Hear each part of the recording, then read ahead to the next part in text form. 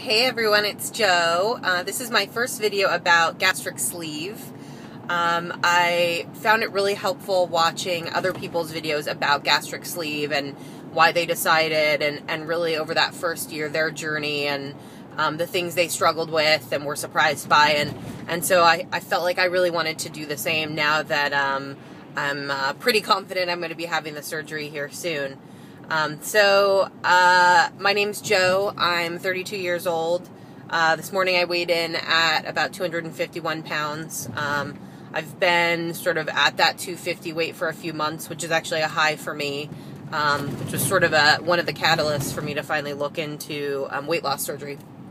I originally started looking at the lap band and had read a lot online. I hadn't even really read anything about gastric sleeve, had maybe seen some sites on it, but it didn't really pique my interest. Lap band was what I had sort of seen and read about, and so made an appointment with a local bariatric surgeon where I live, which was very helpful. She was actually the one that really turned me on to the gastric sleeve, had sort of asked why I hadn't thought of that as an option, and the surgeon had actually had a friend about my age have it done quite recently, and so I just walked out of there really thinking gastric sleeve was for me. The idea of having the foreign sort of thing in my body with the lap band was not really something I was particularly comfortable with.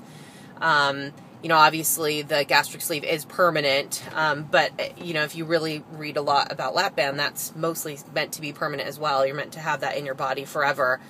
And I was especially concerned about having the lap band in my body for like the next 50 years and not really understanding too much about its durability and would things change over time and how that would affect me. So a few weeks ago really decided, wow, gastric sleeve I think makes a lot of sense for me. I'm 5'7", and so I'm right about at that 40 BMI. So that led me to insurance. And with my insurance, it really seemed like you needed to have that 40 BMI, certainly, which I know is standard. But my insurance, you needed to document sort of doctor's visits for about 6 months, which would sort of start now.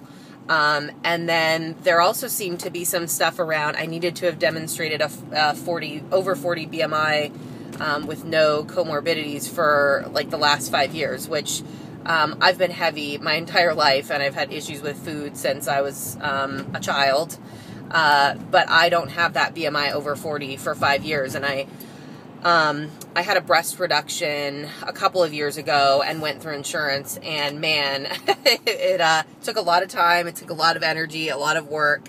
I ultimately did get it covered, but it certainly sort of turned me off to the insurance process. So I started to think about, well, what can I do if I don't have insurance? And that's when I read all the blog posts and board postings online about going to Mexico.